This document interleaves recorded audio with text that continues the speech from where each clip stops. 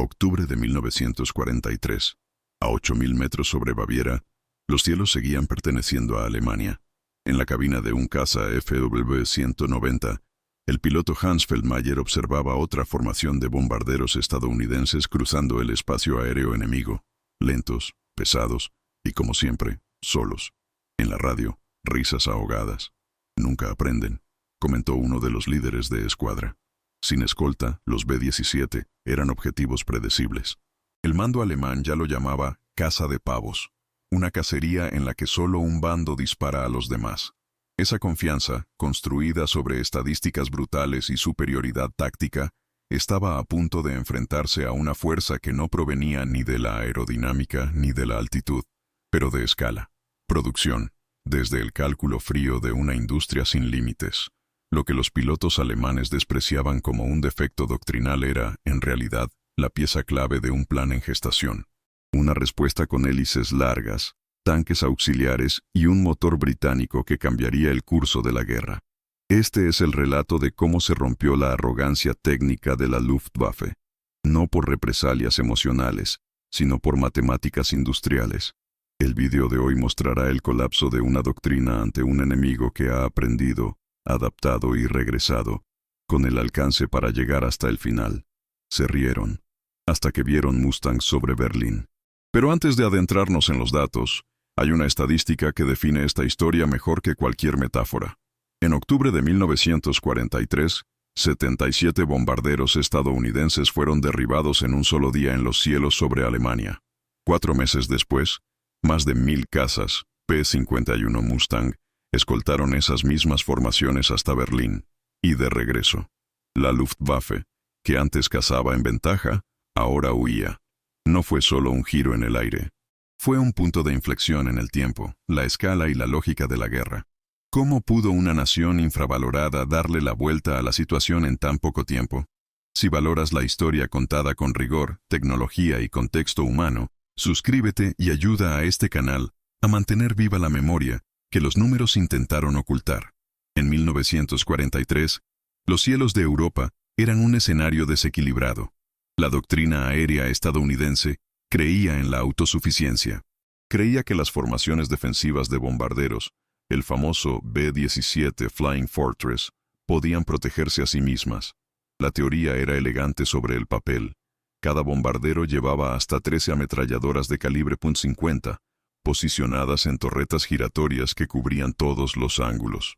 En grandes grupos, estos aviones formaban una estructura tridimensional conocida como caja de combate, una fortaleza flotante hecha de acero, velocidad y fuego.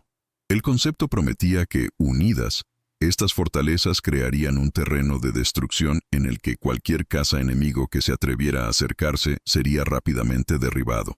Pero la guerra, como siempre, tenía otros planes.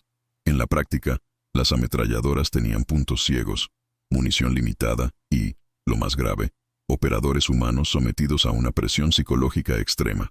La Luftwaffe se dio cuenta de esto desde el principio. Los cazas alemanes, liderados por veteranos como Hannes Trautloff, Joseph Priller y Walter Dahl, entendieron que no era necesario luchar contra toda la formación. Era suficiente para romper su equilibrio. Luego desarrollaron ataques coordinados, generalmente frontales, donde un escuadrón de FW-190 o Bf-109 emergía de frente, a gran velocidad, disparando con precisión a las cabinas y motores de los bombarderos. Era una maniobra arriesgada, pero extremadamente efectiva. Un solo ataque exitoso podía desestabilizar toda la formación. Las estadísticas de la época eran brutales. En la misión Schweinfurt-Ratisbona, el 17 de agosto de 1943, despegaron 376 bombarderos. 60 fueron derribados. Más de 500 tripulantes no regresaron. Los alemanes lo llamaron Zugvogeljagd, cazar aves migratorias. Los pilotos estadounidenses volaban en línea recta, previsibles, y caían como presas. En octubre del mismo año, durante la segunda misión a Schweinfurt, las cifras fueron aún más crueles. Se enviaron 291 bombarderos, 77 fueron derribados, otros 121 resultaron dañados, muchos más allá de cualquier reparación útil. Un tercio de la fuerza estaba comprometida. Cada B-17 perdido representaba a 10 hombres y cientos de miles de dólares en equipo. Peor aún, los cazas escolta, los P-47 Thunderbolt y los P-38 Lightning, simplemente no tenían la autonomía para acompañar a los bombarderos a los objetivos más profundos de Alemania. Los dejaron solos en el momento más crítico de la misión. La Luftwaffe sabía exactamente cuándo ocurrió esto. Rastreaban el movimiento de formaciones aliadas por radar y radio. Cuando los escoltas hicieron el giro de regreso, los cazas alemanes aceleraron. Los pilotos llamaron a este momento la hora dorada. Atacaron, aterrizaron, repostaron y volvieron a atacar. Hubo días en que el mismo piloto de la Luftwaffe realizó 3 salidas contra el mismo grupo de bombarderos. Los estadounidenses volaron recto y despacio. Los alemanes volaron cortos y letales. Y aunque la doctrina estadounidense insistía en la idea de la caja de combate como solución defensiva, la realidad expuso el error de cálculo. La formación, de hecho, fue una respuesta desesperada a una limitación logística, la ausencia de un caza con suficiente alcance, un problema que Alemania subestimó y que Estados Unidos estaba a punto de resolver. Pero en ese momento, los alemanes se rieron. Los comandantes del Jagdgeschwader sabían que con unos meses más a ese ritmo podrían quebrar la moral de la 8ª Fuerza Aérea y quizá incluso forzar una reevaluación de la ofensiva aérea contra el Reich. Sin embargo, había un hecho que los planificadores alemanes ignoraron y que poco a poco empezó a erosionar la base de su superioridad. En 1943, Estados Unidos producía 6.000 aviones al mes. Alemania, en el mismo periodo, apenas alcanzó los 1.200. Por cada bombardero derribado, se fabricaban 3 más. Más importante aún, mientras los pilotos alemanes morían más rápido de lo que podían ser reemplazados, los estadounidenses entrenaban a 11.000 nuevos aviadores al mes. Alemania se rió de lo que vio, pero no sabía lo que venía. Si esta discrepancia te sorprende, comenta abajo. La logística gana. Porque de hecho, la victoria comenzó mucho antes que el cielo, comenzó en las fábricas, y en el corazón de estas fábricas algo nuevo estaba tomando forma. Un caza que nadie había pedido inicialmente, pero que estaba a punto de redefinir el teatro aéreo de guerra. Era ligero, era rápido, y estaba a punto de resolver la ecuación que los generales estadounidenses no habían logrado descifrar desde que comenzó la campaña de bombardeos. Aún no había llegado al frente, pero ya estaba siendo puesto a prueba. Se llama Mustang. Tras bambalinas del conflicto, mientras los B-17 se hundían en llamas y se notificaba a las viudas en el interior de Estados Unidos, los ingenieros de North American Aviation trabajaban en secreto, fusionando la ingeniería estadounidense con los británicos. Un proyecto nacido de la urgencia y la audacia, y que en pocos meses demostraría que el alcance de un caza podía ser el arma más decisiva en la guerra aérea. Pero antes de eso, los cielos seguían perteneciendo a la Luftwaffe. Al menos unas semanas más. Para los pilotos de la Luftwaffe, 1943 fue un año de combate. Con cada nueva misión de bombardeo estadounidense, formaciones aparecían en el horizonte como presas predecibles, lentas, pesadas y sobre todo, solitarias. La doctrina aérea alemana, basada en la flexibilidad táctica y el dominio regional del espacio aéreo, se adaptó con precisión al comportamiento metódico de los B-17. Las cartas recuperadas de colecciones alemanas muestran el tono de desprecio que los pilotos sentían hacia los bombarderos estadounidenses. En un extracto fechado en septiembre de 1943, un piloto del JG-1 escribió: «Vienen en línea recta, al mediodía, como vacas al matadero. Atacamos, giramos, volvemos. Disparan en todas direcciones, pero rara vez aciertan». Este tipo de confianza no surgió de la nada. Se basaba en datos concretos. La Luftwaffe había perfeccionado tácticas específicas de intercepción, como el Angriff aus der Sonne, ataques que se lanzan desde el sol, y el Frontalangriff, una maniobra frontal de alta velocidad que impedía a los artilleros de nariz de los B-17 reaccionar. Por cada bombardero derribado, un piloto alemán escribía una línea más en su diario de victoria. La arrogancia no era solo individual, era institucional.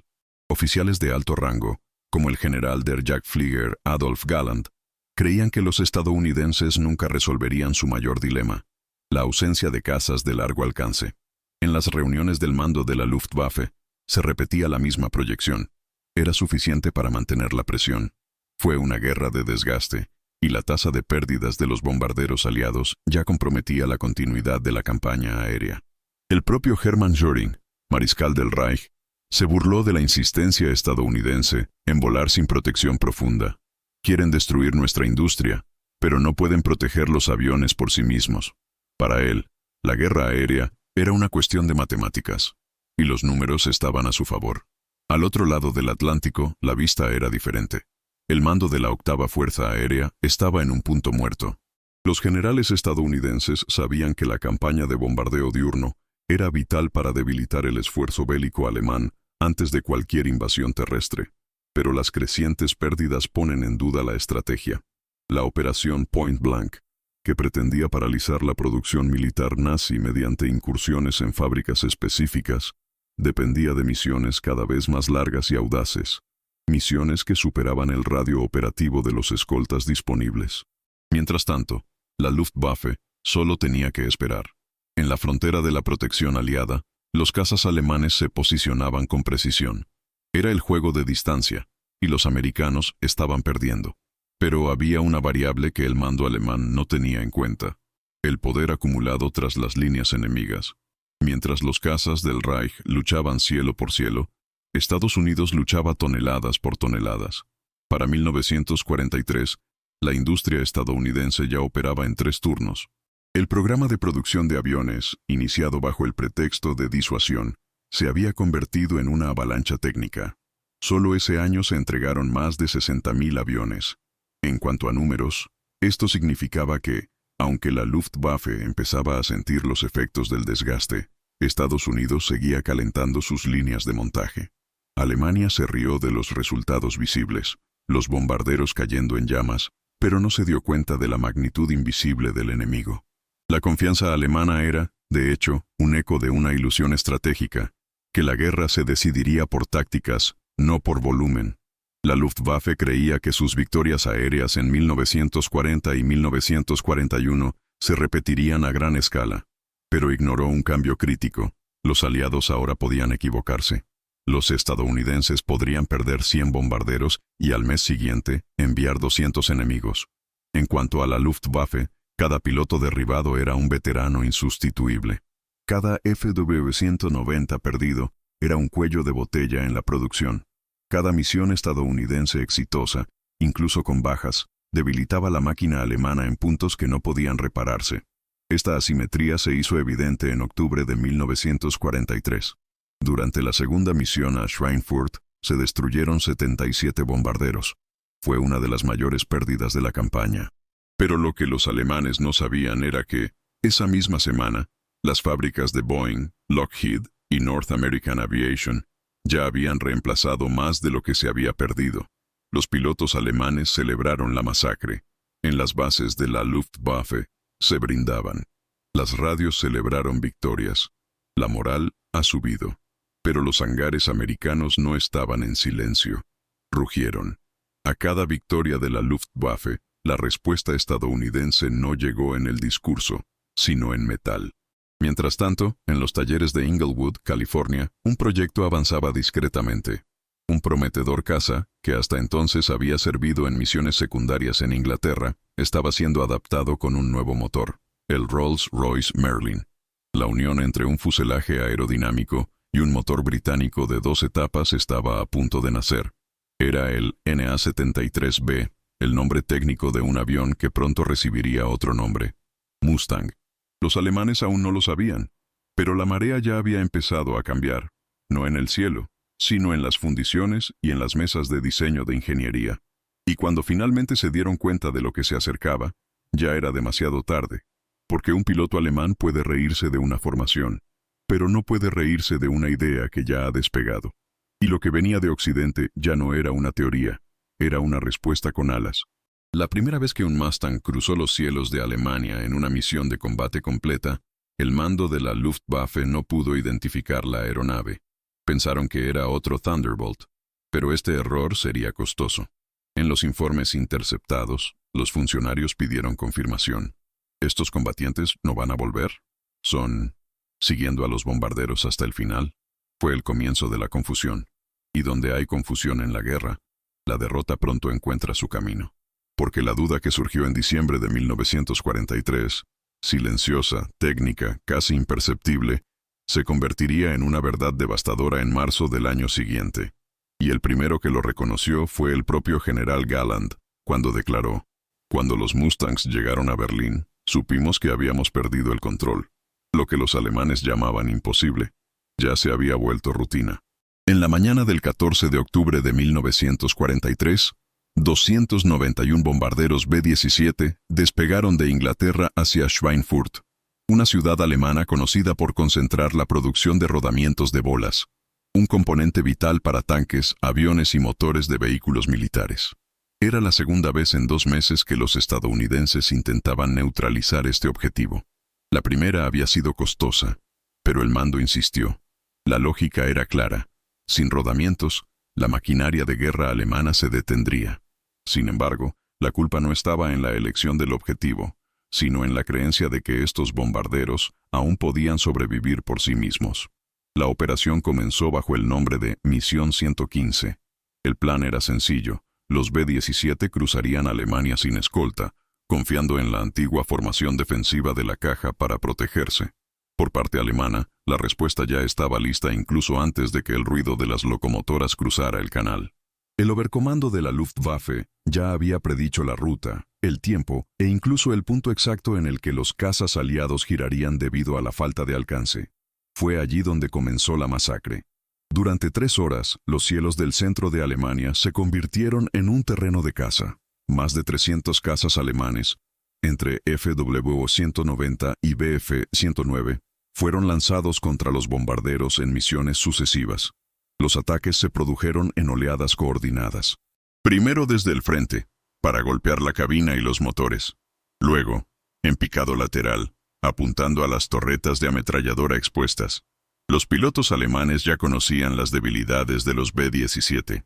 Sabían cuánto tardaba un artillero en girar la torreta y alinear el disparo. Sabían cuántos segundos de fuego continuo hacía falta para incendiar el ala de bombardeo con combustible. Volaban con precisión clínica, como técnicos en una línea de desmontaje aérea. En respuesta, los estadounidenses dispararon sin cesar, pero contra objetivos en movimiento y rápido, protegidos por el factor sorpresa. Las ametralladoras .50 no eran suficientes. Cada bombardero llevaba unas 13.000 rondas. En algunas formaciones, la mitad de esta munición se utilizó en los primeros 30 minutos de combate. Y lo peor aún estaba por venir. Al final de la misión, 60 bombarderos habían sido destruidos en el aire.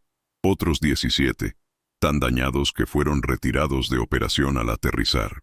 El número de muertos, heridos y capturados superó los 600 miembros de la tripulación. La tasa de pérdidas superaba el 20%, considerada insostenible incluso para los estándares de la época. La prensa estadounidense, al enterarse de los números, acuñó el nombre Jueves Negro. Jueves Negro. Fue la misión la que pondría la doctrina estadounidense contra la pared. Por primera vez, el mando de la 8ª Fuerza Aérea tuvo que enfrentarse claramente a una verdad que había sido ignorada. Las formaciones defensivas ya no funcionaban. El enemigo había aprendido.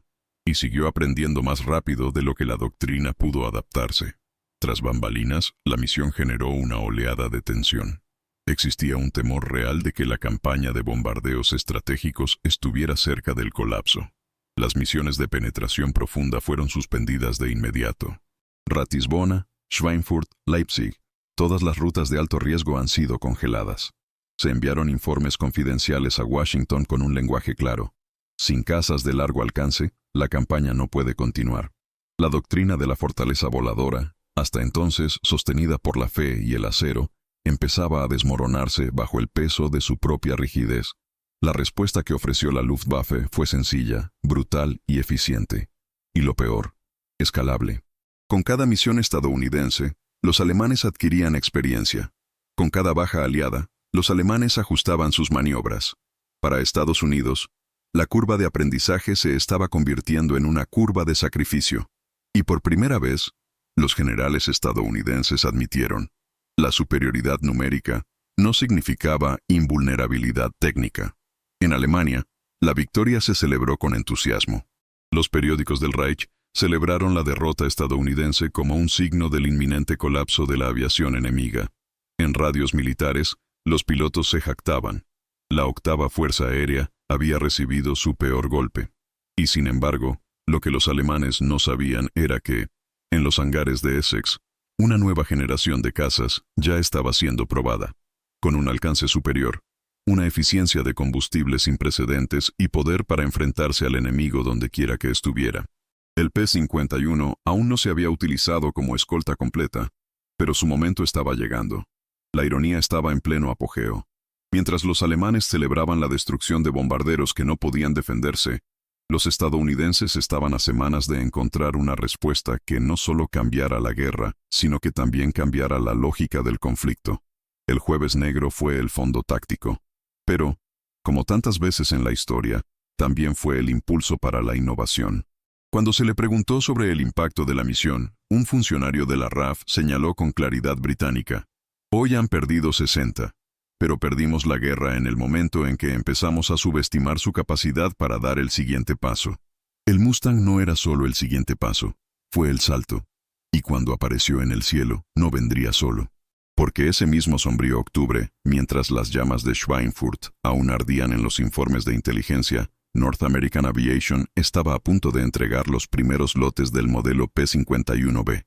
Encendedor, rápido, y con algo que ningún caza alemán tenía: suficiente combustible para cruzar el Reich, luchar y de vuelta. Y eso fue lo que, en silencio, empezó a cambiarlo todo. Porque mientras los estadounidenses enterraban a sus muertos, también estaban desenterrando una nueva doctrina, forjada no en teoría, sino en la urgencia de ganar. Y la primera vez que los Mustangs cruzaron la línea enemiga, el cielo alemán dejó de ser un santuario. La solución al mayor problema de la aviación estadounidense en la guerra no vino de un general ni de un comité estratégico. Vino de un pedido británico, hecho casi por casualidad. En abril de 1940, aún en los primeros meses de la guerra, el gobierno británico buscaba alternativas al envejecido P-40 Warhawk. Las líneas de producción americanas estaban ocupadas y el Reino Unido buscaba algo rápido, nuevo y sobre todo adaptable. El pedido se realizó a North American Aviation, un fabricante considerado prometedor, pero sin experiencia en cazas modernos. La petición era clara: desarrollar un nuevo avión de combate en tiempo récord. El contrato se firmó en mayo. En septiembre, el primer prototipo ya estaba volando. Así nació el NA-73X, un proyecto que, a primera vista, parecía más un experimento que una revolución. Pero allí, en ese perfil bajo, en el fuselaje estrecho y el ala laminada, había más que ingeniería. Había potencial. Algo que nadie, ni siquiera los ingenieros implicados, podía calcular con precisión. El diseño del avión era diferente. La entrada de aire bajo el vientre, inicialmente criticada, resultó ser eficiente. El chasis era ligero pero sólido. La cabina estaba avanzada según los estándares de la época. Pero la diferencia estaba en la aerodinámica.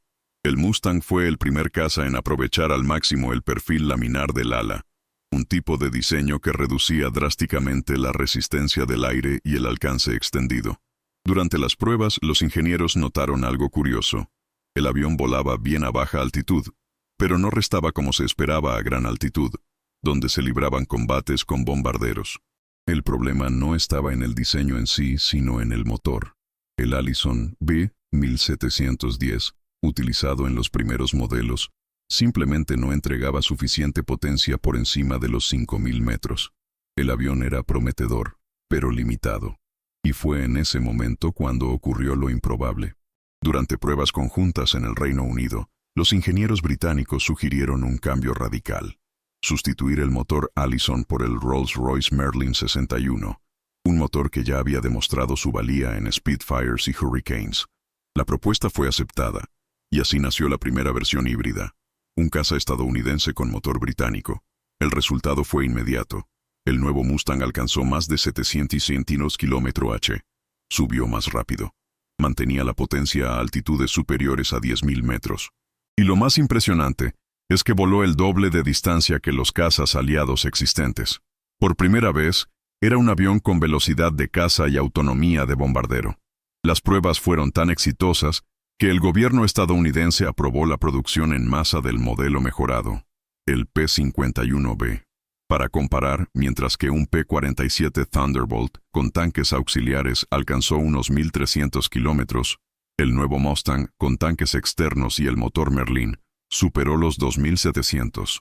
Esto significaba que podía escoltar bombarderos hasta Berlín y regresar, algo que ningún otro caza aliado podía lograr con seguridad. Sobre el papel, era el luchador ideal. En la práctica, sería el punto de inflexión.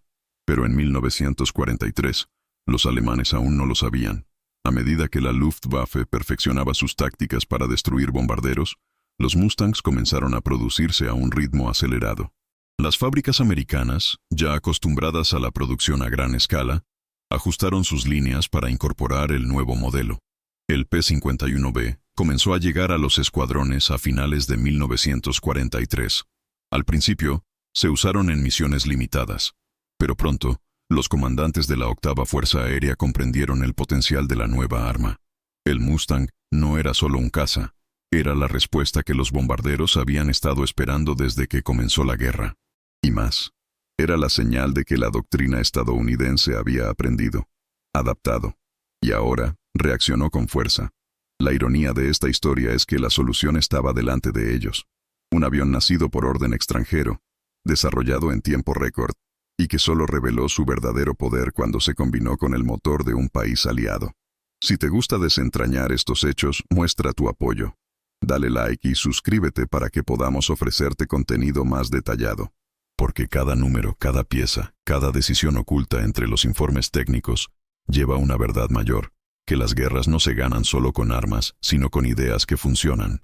El P-51 aún era poco conocido por los pilotos alemanes.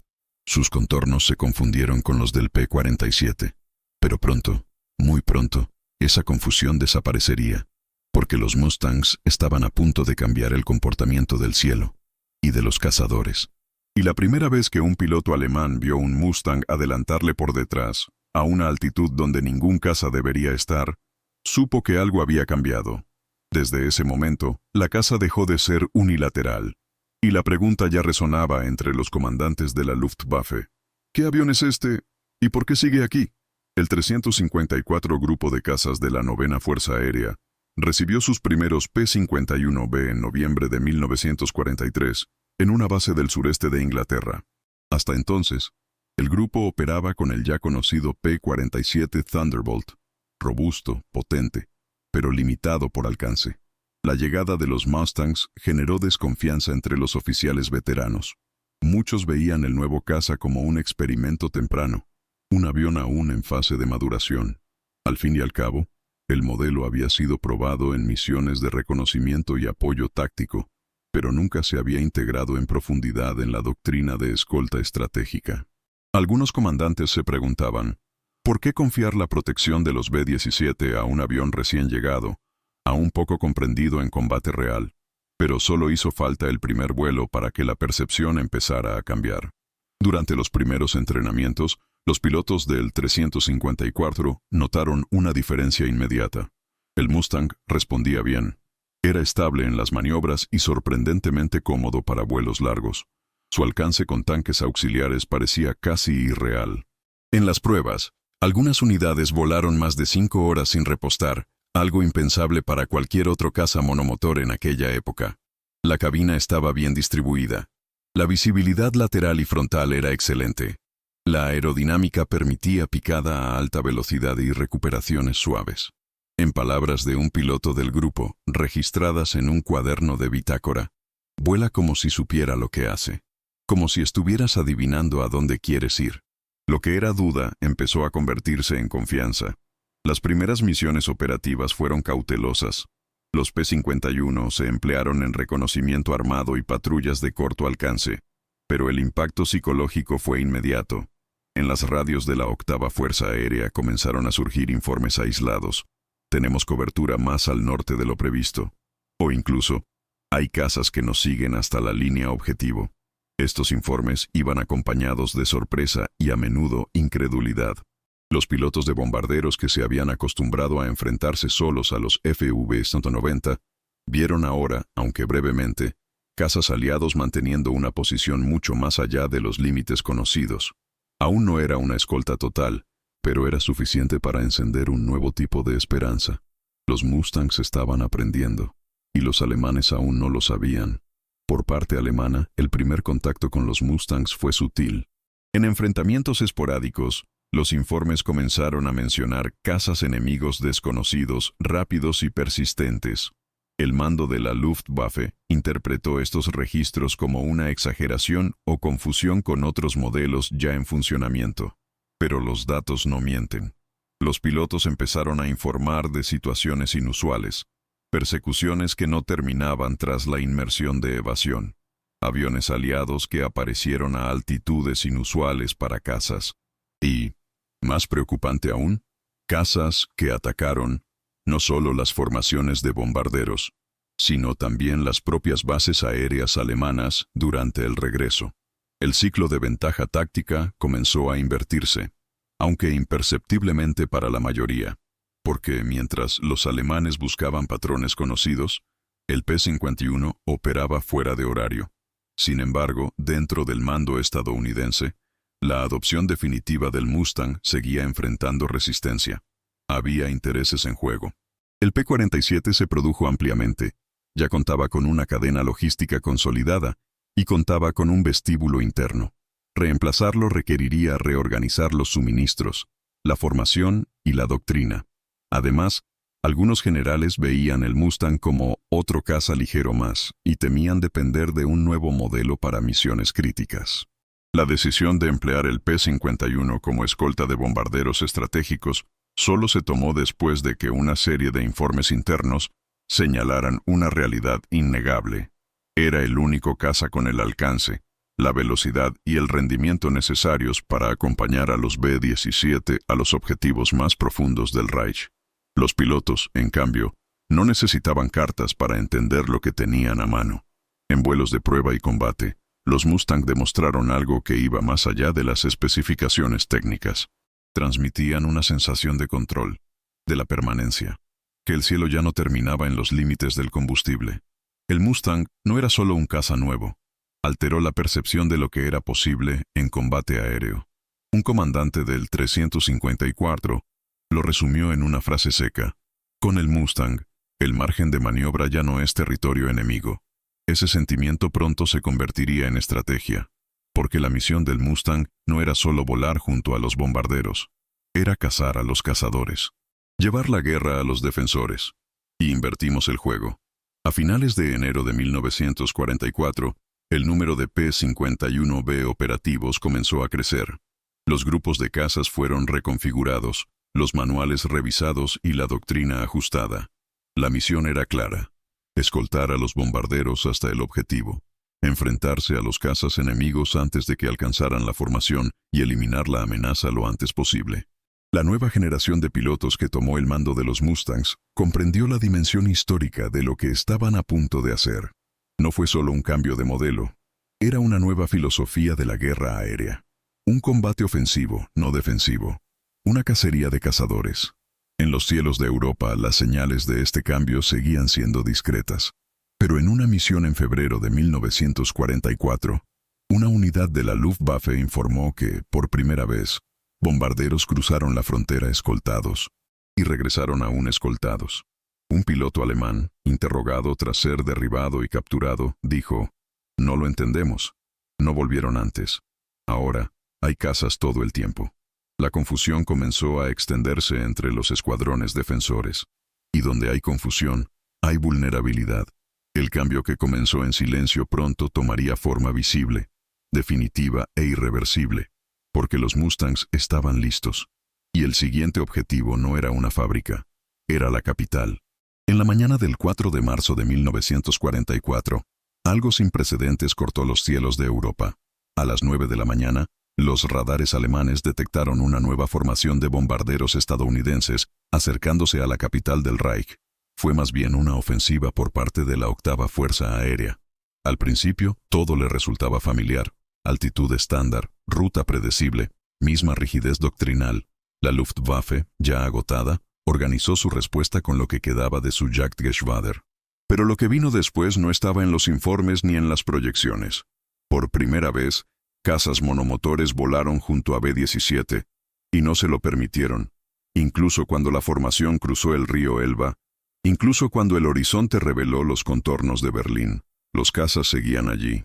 No eran P-38, no eran Thunderbolts, eran Mustangs. Ágil, numeroso y en posición ofensiva. La reacción fue incredulidad. Los agentes en las torres de radio dudaron. Los cazas enemigos, hasta entonces limitados a escoltas parciales, avanzaron ahora hacia el corazón de Alemania. Y de vuelta, el juego había cambiado. Definitivamente.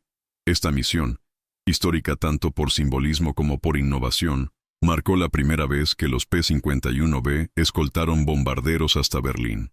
Hasta ese día, la capital alemana se consideraba un santuario aéreo durante el día. Objetivo de bombardeos nocturnos de la RAF, sí, pero protegido durante el sol por el simple hecho de que ningún caza estadounidense podía seguirles el ritmo allí. La doctrina alemana de defensa aérea se basaba en esta suposición, que la profundidad geográfica del Reich era, en sí misma, una defensa.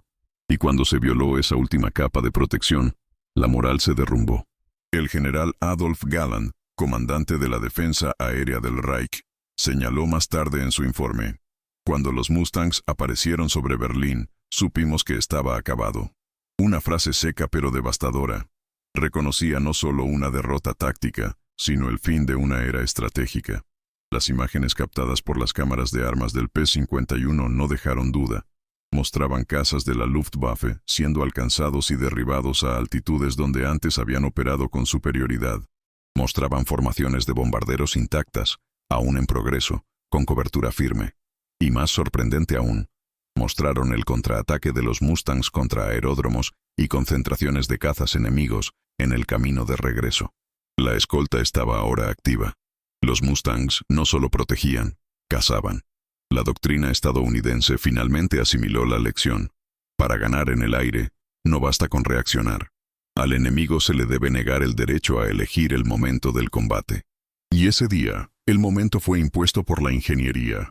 El impacto psicológico fue inmediato.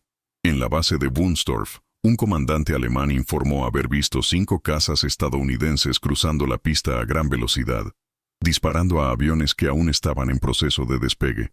En otra base, en Zerbst, los pilotos se negaron a despegar al enterarse de que cazas enemigos patrullaban la ruta de ascenso. Fue la inversión de la iniciativa. La caza había cambiado de bando. La Luftwaffe, hasta entonces ofensiva, se vio obligada a improvisar. Lanzar grupos más pequeños en momentos escalonados, con combustible insuficiente para persecuciones prolongadas.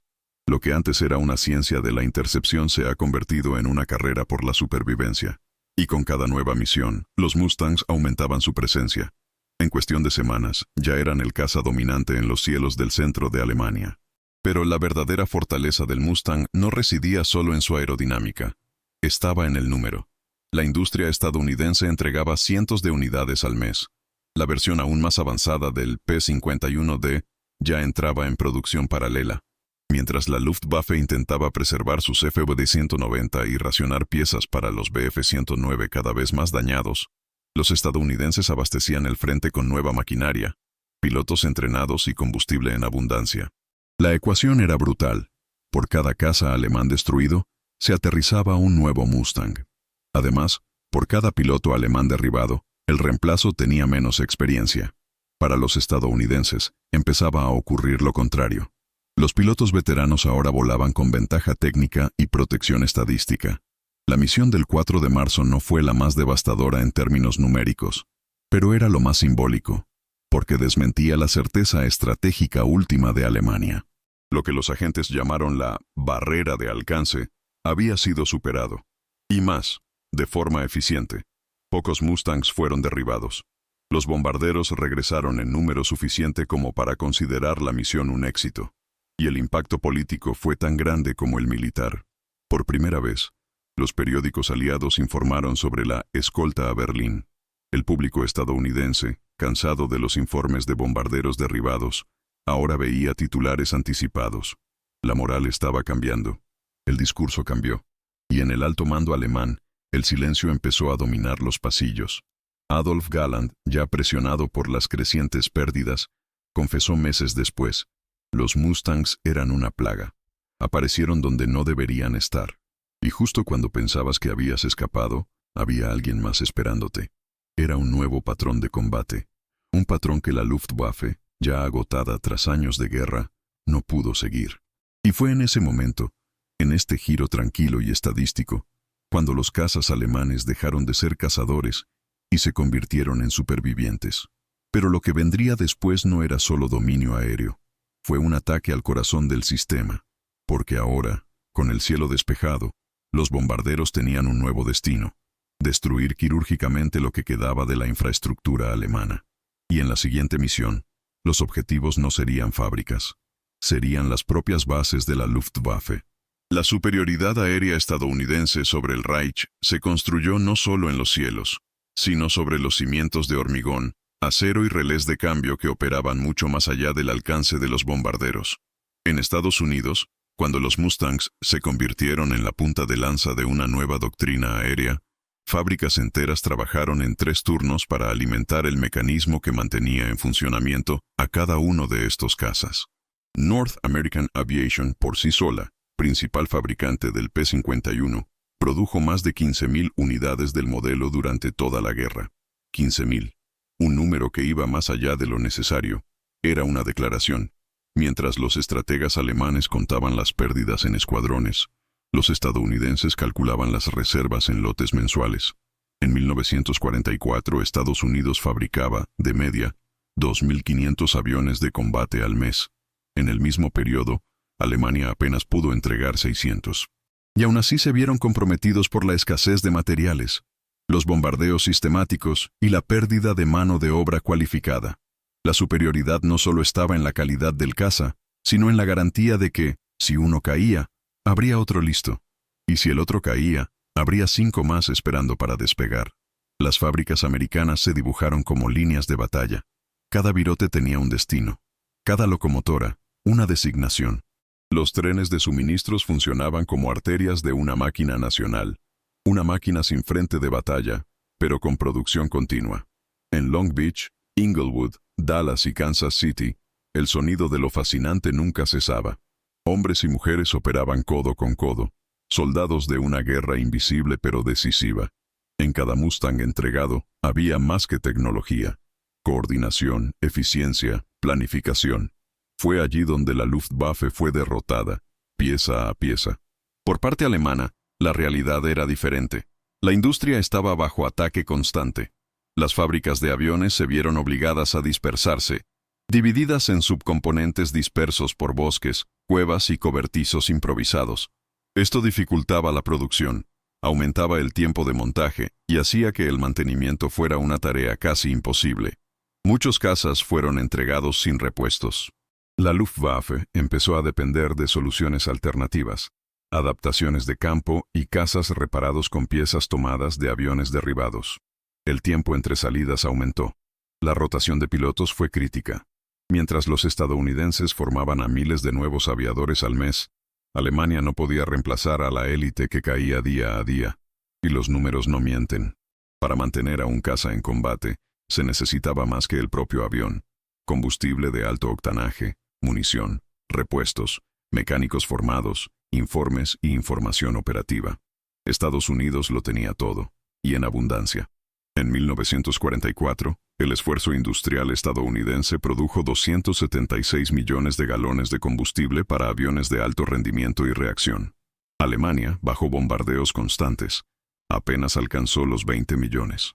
Si estos números te sorprenden, comenta abajo con datos impactantes, porque esta guerra se decidió incluso antes del despegue. La logística estadounidense iba más allá de la entrega. Los Mustangs se enviaban en piezas, se desmontaban y se ensamblaban ya en suelo europeo. Esto permitió envíos masivos por barco y redujo el tiempo entre la producción y la operación. Los talleres móviles acompañaban a los grupos de caza. Talleres más grandes, en las bases traseras, recibieron aviones dañados, los repararon y los devolvieron al combate en cuestión de días. Cada grupo de cazas contaba con líneas de suministro autónomas. Si un escuadrón necesitaba nuevas hélices, llegaba en camión en 2 días. Si un motor fallaba, se reemplazaba. La guerra de la eficiencia no era visible para quienes miraban al cielo, pero determinaba quién seguía volando tras el segundo encuentro con el enemigo. La Luftwaffe, en cambio, se estaba derrumbando desde dentro. Los veteranos no tuvieron descanso. Volaban varias misiones al día. Muchos no recibieron horas adecuadas de mantenimiento en sus aeronaves. En 1944, la vida media de un piloto alemán nuevo era de 10 misiones. El entrenamiento se había acortado apresuradamente. Los combates ahora eran desigualdades estadísticas disfrazadas de duelos. Los Mustangs llegaron en escuadrones organizados, guiados por inteligencia aérea, conectados por radio y apoyados por infraestructuras. Los cazas alemanes despegaron en inferioridad técnica, alimentados con el mínimo indispensable, y a menudo, sin siquiera saber cuántos enemigos tendrían. Era una lucha que ya no se decidía por el valor, se decidió por la estructura. Y quizá el mayor error de la Luftwaffe fue imaginar que la guerra era entre pilotos. De hecho, era entre sistemas. Estados Unidos había convertido su industria civil en una máquina de guerra. Las líneas que antes producían electrodomésticos ahora ensamblaban ametralladoras. Los fabricantes de automóviles han ajustado las vías para montar los fuselajes. Las compañías ferroviarias empezaron a transportar locomotoras, no pasajeros. Era un país entero convertido en una pieza dentada, un engranaje que, una vez activado, ya no podía detenerse. En febrero de 1944, este mecanismo estaba en pleno apogeo. Solo en febrero, Estados Unidos entregó 990 Mustangs. Ese mismo mes, los bombarderos que sobrevolaban Alemania llevaban no solo bombas, sino la certeza de que regresarían escoltados. Y los cazas que los protegían sabían que, incluso derribados, serían reemplazados por las mismas máquinas, guiadas por pilotos entrenados, apoyadas por talleres completos, abastecidas de combustible que nunca faltaba. Alemania, rodeada, fragmentada y bajo ataque, no tenía forma de competir con esto. No solo se había conquistado el cielo, era la cadena de montaje. En abril, los informes de la Luftwaffe mostraban un descenso acelerado en la respuesta. Menos salidas, menos cazas disponibles, menos misiones completadas. La superioridad aérea estadounidense dejó de ser un concepto, era un hecho. Pero lo que vendría después era aún más incisivo, porque ahora que los Mustangs dominaban los cielos, el alto mando estadounidense autorizó una nueva directiva: ir más allá de la escolta. Ataca directamente la columna vertebral de la Luftwaffe, y lo que eso significaba, el enemigo pronto lo descubriría, cuando las bases aéreas alemanas, antes consideradas santuarios, se convirtieron en objetivos. A principios de 1944, los cielos alemanes ya no eran un terreno de caza, eran un campamento de supervivencia. Los Mustangs, ahora presentes en casi todas las misiones de bombardeo estratégico, habían transformado la lógica del combate aéreo. No solo escoltaban hasta el objetivo, regresaron con los bombarderos, y durante el viaje de regreso, cazaron. Posteriormente identificaron pistas de la Luftwaffe, atacaron aviones mientras aún rodaban, destruyeron cazas estacionados y mitigaron cualquier intento de reorganización aérea antes de que comenzara. Las tácticas estadounidenses dejaron de ser reactivas. Se han vuelto ofensivas, depredadoras, sistemáticas. Con cada nueva misión, la Luftwaffe perdió no solo pilotos y aviones, sino también la moral. Alemania, que antes dominaba los cielos con maniobra y confianza, ahora se enfrentaba a un enemigo que volaba más lejos, llegaba primero, y decidía cada vez más cuándo y dónde luchar. La reversión era visible en las cartas, informes y memorias dejadas por los propios pilotos alemanes. En una carta fechada en mayo de 1944, un teniente del JG-26 escribió: «Antes, veíamos los cielos como la oportunidad de controlar algo. Ahí es donde morimos más rápido». Comenzaron a surgir informes de pilotos que se negaban a despegar. Algunos alegaban fallos mecánicos, otros pedían nuevos pedidos que nunca llegaban. El alto mando lo sabía, la confianza se evaporó. Ya no era posible fingir que la Luftwaffe controlaba algo. En varios aeródromos, los despegues se realizaron en parejas, sin cobertura, con combustible racionado. Los Mustangs estaban esperando. A menudo se lanzaban en picado sobre las pistas justo en el momento en que los Bf-109 despegaban, capturando los aviones aún vulnerables, con los motores acelerados, sin altitud de maniobra. El que antes era el cazador, ahora luchaba por despegar. La ruptura de moral fue silenciosa pero profunda. El piloto alemán no temía a la muerte en combate. Temía la ausencia de elección, la ausencia de control. El miedo ya no venía de ser superado en la maniobra, sino de ser derribado incluso antes de alzar el vuelo.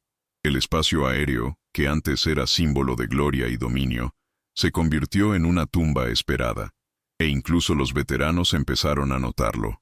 Adolf Galland, ya aislado por sus críticas al liderazgo nazi, declaró en una reunión interna: «Nuestro poder no solo está siendo destruido, se está borrando. Eligen el campo. Ellos eligen el momento». El comentario, recogido por un ayudante de campo, expresaba el nuevo estado de la Luftwaffe: rendición sin bandera. El colapso psicológico de una fuerza que, en octubre de 1943, aún se reía de los bombarderos solitarios. Ahora, esos mismos bombarderos iban acompañados, y los cazas que los protegían no se limitaban a la defensa. Atacaron hangares, almacenes, depósitos de combustible, camiones de repostaje. La infraestructura aérea alemana estaba bajo constante asedio. Los Mustang realizaron patrullas de supresión, barrieron rutas, interceptaron aviones de transporte y no dieron tiempo a reorganizaciones. Las áreas que antes se consideraban una retaguardia segura quedaron expuestas. Fue una campaña de desgaste total, y a diferencia de la Luftwaffe, los estadounidenses podían sostener esto. Podían perder aviones porque tenían reemplazos. Podían rotar pilotos porque tenían reservas. Era una lucha de agotamiento, pero solo un bando se estaba quedando sin ella. Las estadísticas de este periodo son reveladoras. Entre marzo y julio de 1944, la Luftwaffe perdió más de 2.800 cazas en el frente occidental. En el mismo periodo, la producción alemana cayó un 30% en las principales plantas de aviones. La conexión era sencilla. Las fábricas estaban bajo ataque, los transportes estaban bajo ataque, y los pilotos se perdían más rápido de lo que podían formarse. El entrenamiento, que al inicio de la guerra requería 200 horas de vuelo, se había reducido ahora a menos de 100. Muchos novatos pasaron directamente de la cabina de entrenamiento a misiones de combate, y se enfrentaron a Mustangs pilotados por hombres experimentados, escoltados por inteligencia radiofónica y apoyados por una logística invencible. Era una ecuación cruel. Más cazas alemanes en el aire, pero menos preparación, menos recursos, menos oportunidades. La Luftwaffe empezaba a diluirse. Las historias de campo son aún más brutales. Un piloto de JG-3, derribado en junio, describió el momento del ataque con frialdad. Vi el resplandor de las tuberías. Estaba a una altitud de 200 metros. Nunca tuve oportunidad. No pude completar la curva. Otro veterano de la batalla de Inglaterra confesó en el interrogatorio: los nuevos no saben lo que hacen, y los viejos ya no quieren morir por promesas vacías. La erosión interna fue más rápida que cualquier posible contraofensiva, y con cada Mustang que sobrevolaba un aeródromo, el sonido de su aproximación dejaba de ser una advertencia. Se convertía en una frase. Pero lo más devastador aún estaba por llegar. Porque a medida que los Mustangs eliminaban a la fuerza aérea enemiga tanto en el aire como en tierra, comenzó a formarse una nueva doctrina: la destrucción sistemática de los centros nerviosos de la Luftwaffe. No solo las bases, pero los almacenes de repuestos, los centros de comunicaciones, los centros de mando. La aniquilación de la capacidad de reaccionar. Porque en el siguiente capítulo de esta guerra aérea, los objetivos dejarían de ser aviones. Serían los cerebros los que los mandaran. Y allí, donde nació la decisión, la destrucción sería aún más definitiva. Con el dominio de los cielos consolidado y el flujo de producción en pleno apogeo, Estados Unidos no solo mantuvo a salvo a sus bombarderos, sino que cambió la naturaleza misma del combate aéreo. La llegada de los Mustangs permitió a la octava Fuerza Aérea revisar sus doctrinas. Se abandonó el concepto de escolta pasiva, volar junto a B-17 y reaccionar a ataques. La nueva orden fue clara, directa y ofensiva. Atacad antes de que se acerquen. Caza a la Luftwaffe donde quiera que esté. Y eso fue exactamente lo que empezaron a hacer los pilotos de P-51. Desde marzo de 1944, el patrón de misiones cambió. Los Mustangs comenzaron a diferenciarse estratégicamente de los bombarderos, formando grupos de interdicción, patrullas ofensivas y de reconocimiento armado. El objetivo ya no era solo proteger, era para desmantelar la amenaza antes de que siquiera se convirtiera en una. La nueva táctica comenzó con patrullas agresivas en los corredores alemanes cuesta arriba. Estos corredores eran rutas aéreas conocidas anteriormente, utilizadas por cazas de la Luftwaffe para ganar altitud y formar ataques. Los Mustang comenzaron a patrullar estas rutas en momentos predecibles. Cuando aparecieron los primeros Bf-109 o Fw-190, aún en ascenso, fueron recibidos por escuadrones ya en posición, con mayor altitud y velocidad. El resultado fue devastador. Cazas alemanes fueron derribados en formación, a menudo antes incluso de haber completado la curva de ascenso. Fue un ataque a la columna vertebral de la defensa aérea. Sin tiempo de maniobra, sin superioridad posicional, los pilotos alemanes comenzaron a evitar ciertas rutas, y esta vacilación debilitó la respuesta defensiva. La Luftwaffe, por primera vez, perdió el control táctico de su propio espacio aéreo. Las tácticas de los Mustangs evolucionaron rápidamente. Basándose en la inteligencia obtenida por reconocimiento e intercepciones por radio, las patrullas comenzaron a atacar directamente a aeródromos enemigos. Los Mustang volaban a baja altitud, a máxima velocidad, y atacaban objetivos en tierra, pistas, hangares, aviones aparcados, y de forma más cruel, cazas en proceso de despegar o aterrizar. Una de las tácticas más utilizadas fue la carrera de rebote. 2 Mustangs volaron cerca del suelo, atrayendo fuego antiaéreo y distrayendo a los observadores. Muy cerca, otros 4 se lanzaron a gran velocidad y abrieron fuego contra aviones que aún estaban en la pista. El caos fue instantáneo. En una sola semana de abril de 1944, 3 aeródromos de la Luftwaffe perdieron más de 40 aviones en tierra. Lo más importante es que ese día no se lanzaron misiones de bombardeo. Era caza de caza. Los pilotos estadounidenses describen estas acciones con claridad quirúrgica. Un veterano del 357 Grupo de Cazas registró en su diario: vimos 2 190 a punto de despegar.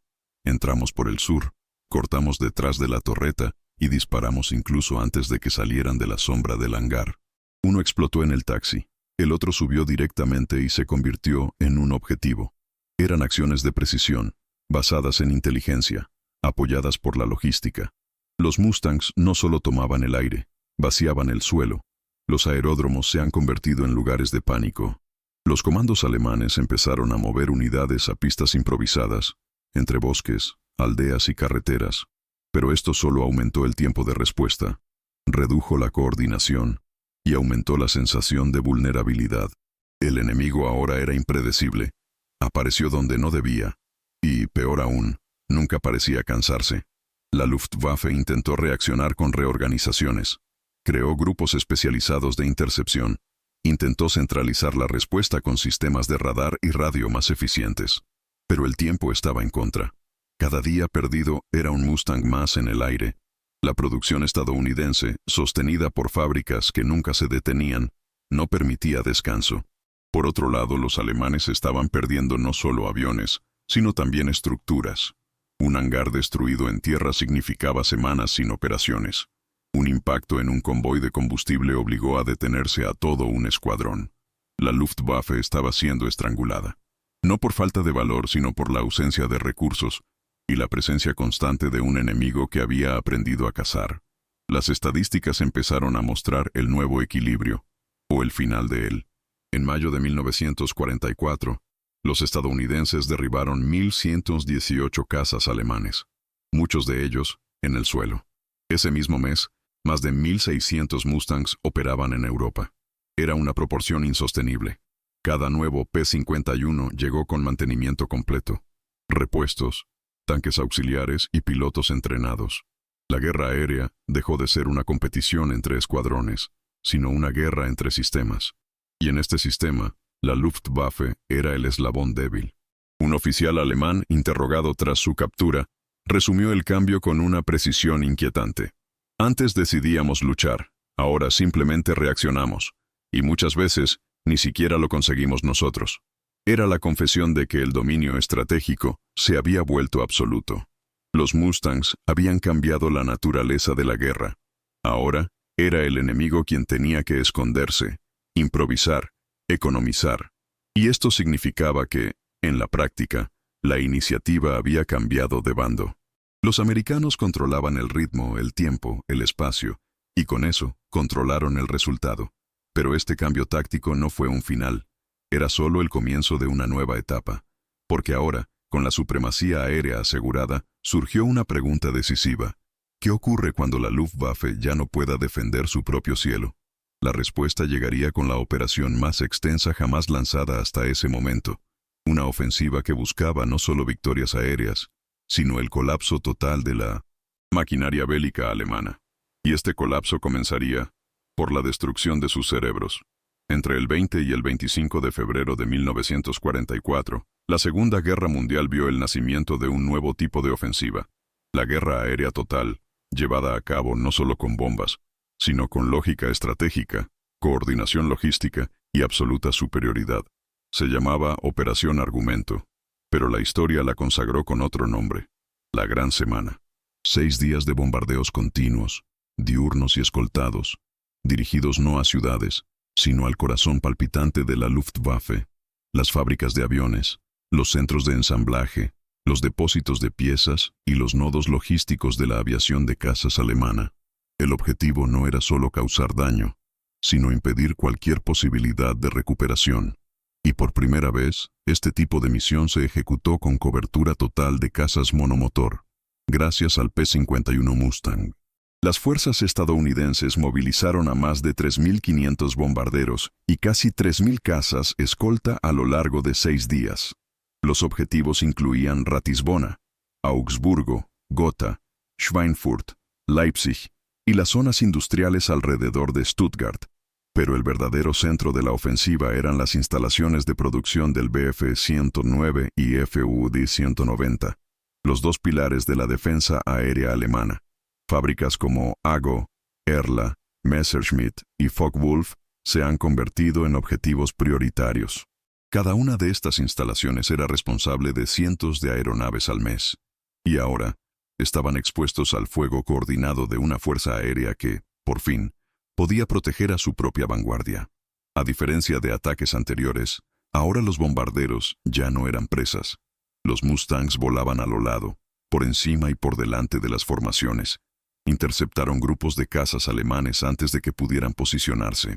Cuando los ataques se intensificaron, los P-51 dividieron la formación enemiga, forzaron maniobras evasivas y despejaron espacio para que los B-17 y B-24 alcanzaran sus objetivos. Pero más allá de eso, los Mustangs ahora también atacaban en vuelo independiente. En cada misión se desplegaban grupos para barrer el cielo, buscar aeródromos y atacar cualquier avión avistado, incluso fuera del eje de bombardeo. Era una cortina invisible pero impenetrable de acero. El precio pagado fue alto. Al final de la semana, Estados Unidos había perdido 226 bombarderos pesados y 28 cazas. Más de 2.000 aviadores murieron o fueron capturados. Pero la Luftwaffe pagó mucho más. Más de 500 combatientes fueron destruidos, y entre ellos, un porcentaje crítico de veteranos experimentados, hombres que ya no podían ser reemplazados. Se estima que en solo 6 días Alemania perdió más del 20% de su fuerza de cazas disponible en el frente occidental. Y, lo más importante aún, perdió la capacidad de reemplazar a estos hombres al mismo ritmo. Se redujeron las escuelas de formación, el combustible era escaso, y las fábricas, ahora bombardeadas, luchaban por mantenerse a flote. Los daños estructurales fueron extensos. La fábrica Erla en Leipzig tuvo sus líneas de producción interrumpidas durante casi un mes. El AGO en Oschersleben, responsable del ensamblaje del Fw-190, sufrió pérdidas irreparables de maquinaria.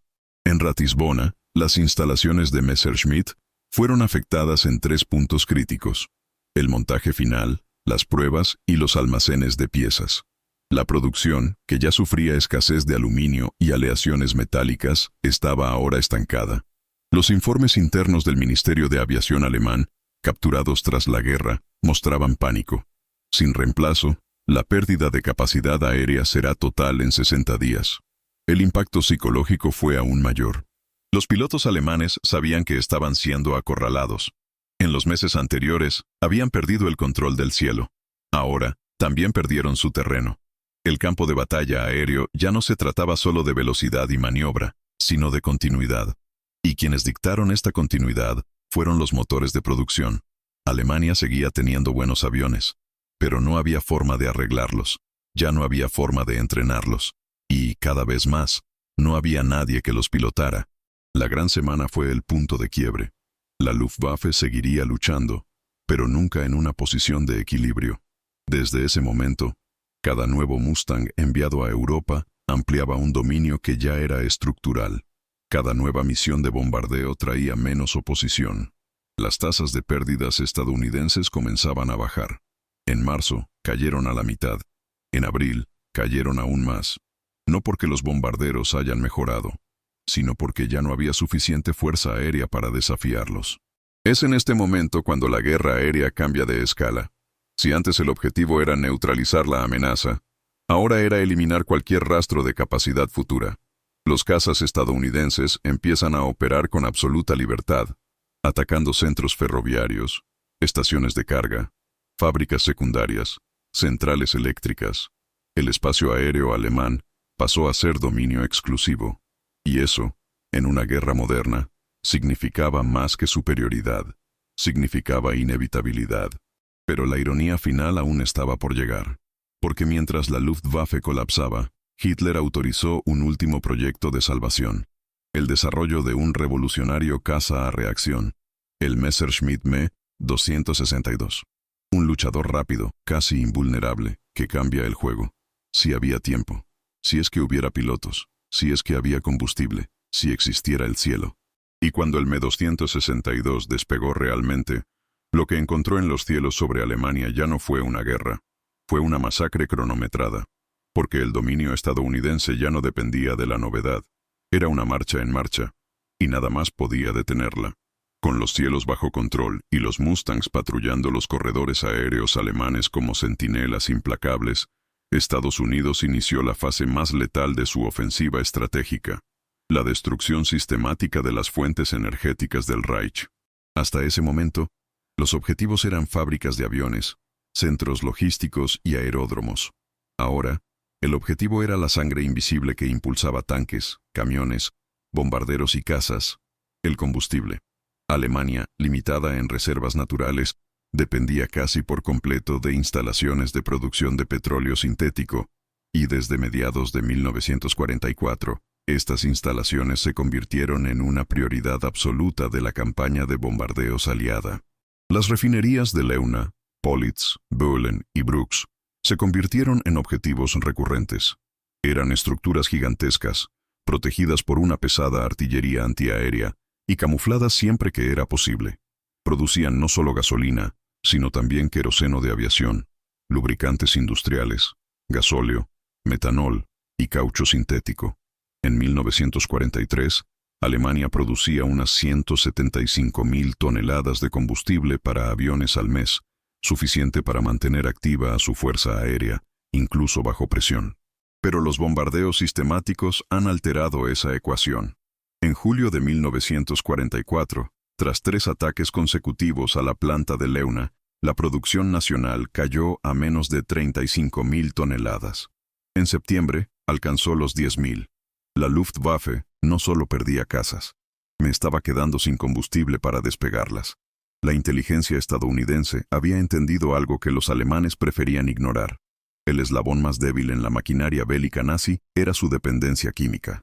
El carbón alemán, procesado con hidrógeno, generaba combustibles sintéticos a gran escala, pero el proceso era centralizado, vulnerable y extremadamente dependiente del calor, la energía y la estabilidad operativa.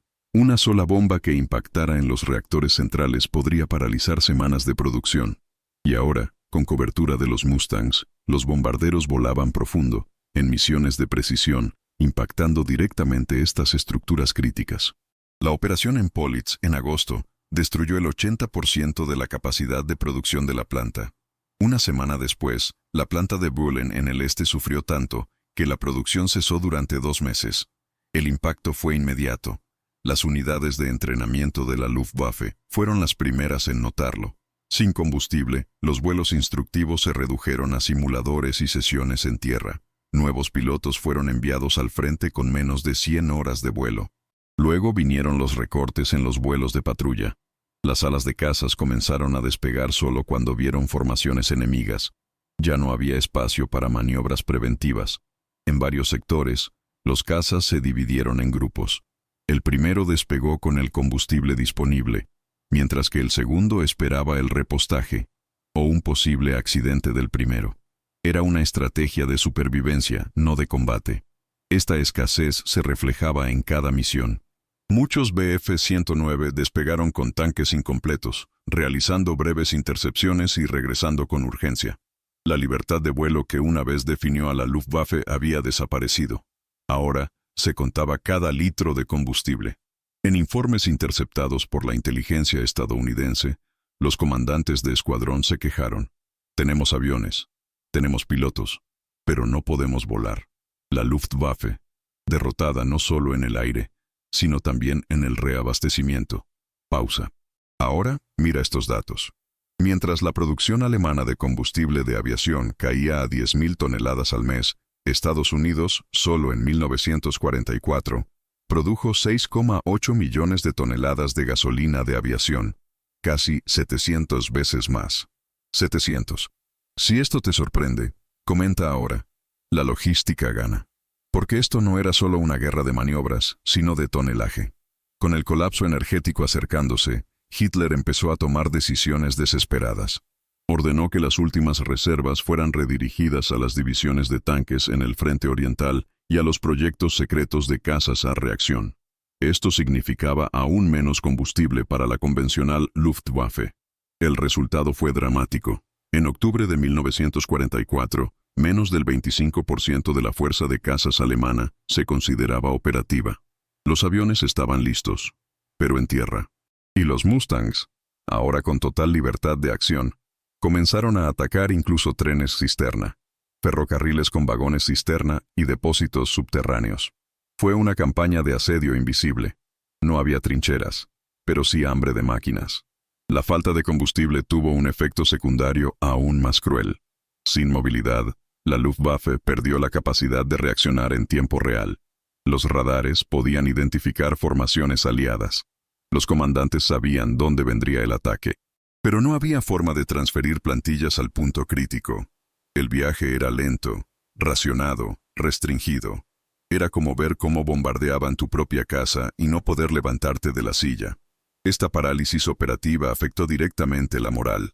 Los oficiales experimentados comenzaron a ser reemplazados por fanáticos políticos. La lógica dio paso a la propaganda, pero no había propaganda que repostara a un caza. Y entonces se reveló una última capa de la crisis. La Luftwaffe ya no podía escoltar a sus propios bombarderos. Los pocos E-111 y Ju-88 que aún estaban en funcionamiento fueron lanzados en misiones nocturnas, sin cobertura, con resultados catastróficos. Las fábricas de B-2, los depósitos de municiones, los puentes y ferrocarriles, todos ahora eran vulnerables a ataques constantes e impunes. La infraestructura que apoyaba el esfuerzo bélico alemán se estaba desmoronando. Y en el corazón de este colapso estaba la ausencia de algo tan básico como invisible: el combustible. Adolf Galland, ya en desacuerdo con el liderazgo nazi, describió en sus memorias lo que llamó la agonía del motor vacío. Para él, Alemania no perdió la guerra por falta de valor, sino por un exceso de confianza en lo irreemplazable. Y en ese momento, ya no se trataba de aviación. Fue una pérdida total de respuesta. Pero había un último elemento que haría esta derrota aún más evidente. Un proyecto prometedor, caro, rápido y revolucionario. El caza a reacción. Me-262. Un avión que prometía cambiar el rumbo, pero que no solo encontraría enemigos en el cielo, pero la ausencia de todo lo que necesitaba para volar. Para 1944, el mayor activo de la Luftwaffe, sus pilotos veteranos, ya había sido consumido por el ritmo implacable de la guerra. En la primera línea, los rostros envejecidos por la experiencia dieron paso a rostros demasiado jóvenes para lo que enfrentaron. El Reich, careciendo de capacidad logística, combustible y tiempo, inició una de las fases más desesperadas de su estrategia aérea: lanzar adolescentes al combate. La escuela de vuelo, que anteriormente requería cientos de horas de entrenamiento y largos periodos de instrucción en tierra, se ha reducido a un ciclo mínimo de supervivencia. Muchos de estos nuevos pilotos, apenas salidos de su juventud, entraron en combate con menos de 50 horas totales de vuelo, de las cuales quizás 10 implicaron algún tipo de maniobra de combate. Estos jóvenes, muchos aún en edad escolar, fueron acelerados en una marcha que ya se estaba colapsando. El sistema de entrenamiento de la Luftwaffe se había ido comprimiendo progresivamente desde mediados de 1943, pero tras la Gran Semana y los ataques sistemáticos a las refinerías, el recorte se volvió crítico. Con la escasez de combustible, la formación práctica comenzó a ser reemplazada por instrucción teórica, simulaciones en tierra y vuelo en pares controlados. Era el equivalente aéreo a enseñar a nadar a un marinero en el aula. Los estadounidenses, con abundante combustible, infraestructura intacta e instructores veteranos que regresaban al continente, pusieron a sus pilotos en el aire con entre 350 y 400 horas de vuelo, la mayoría en situaciones reales de combate supervisado. El contraste no era solo técnico, era psicológico. Los pilotos de P-51, al embarcarse en una misión, sabían que tendrían cobertura, un plan de rescate y superioridad numérica. Los jóvenes alemanes, incluso antes de subir, ya sabían que volarían solos, en aviones desgastados, con armamento reducido y sin garantía de regreso. Los informes son unánimes. Varios de ellos dejaron cartas que nunca llegarían. Un piloto de 17 años, asignado a un grupo de intercepción de emergencia en las afueras de Magdeburgo, escribió en su diario: «Dicen que es un honor defender al Reich, pero los ojos de mi instructor hoy decían otra cosa. Sabe que vamos a morir». Las pérdidas comenzaron a acumularse en proporciones trágicas. En pocas semanas, el 40% de las tripulaciones recién graduadas no completó ni una sola misión. No había tiempo para aprender, para cometer errores, para corregir. El combate se convirtió en un ritual de sacrificio. En abril de 1944, la Luftwaffe implementó un sistema de rotación en el que los pilotos más inexpertos serían utilizados en vuelos de interdicción directa para intentar absorber el impacto inicial de las formaciones aliadas. En la práctica, era un escudo humano aéreo. No se esperaba que estos jóvenes dispararan a alguien. Fue que obligaron al enemigo a exponerse, para que en segundo plano, los pocos veteranos que quedaban pudieran contraatacar. Pero ni siquiera eso funcionó. Los Mustangs, pilotados por hombres con cientos de horas de combate real, volaban en escuadrones coordinados, con comunicaciones limpias, radar aéreo táctico y control total de altitud. Cuando se encontraron con un caza alemán vacilante, trepando despacio, tanteando las órdenes, fue como si depredadores olieran a la presa. La masacre fue rápida, preciso, despiadado.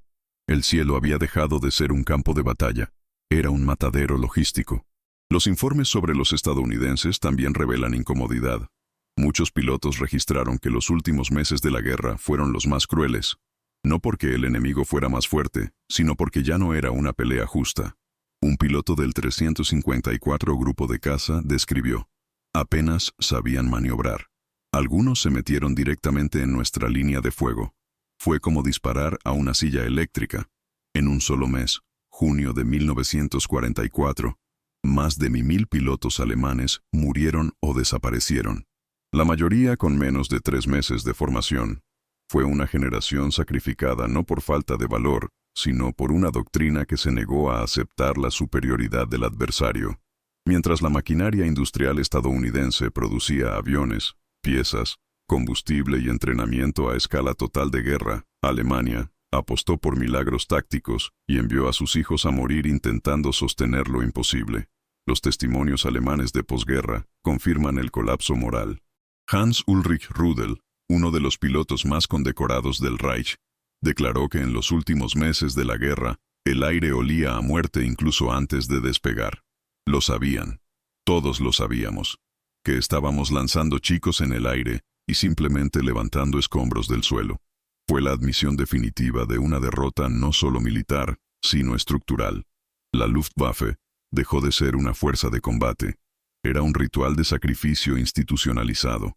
Este ciclo de destrucción humana solo fue posible porque, por otro lado, El enemigo había convertido la logística en un arma. Lo que los alemanes veían como arrogancia industrial era, en la práctica, el resultado de una planificación que entendía que la guerra no solo se gana con valentía, sino también con escala, reemplazo y previsibilidad.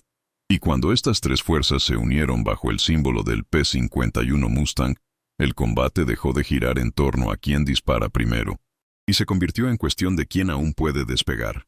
Pero incluso ante este colapso humano, el liderazgo nazi no retrocedió.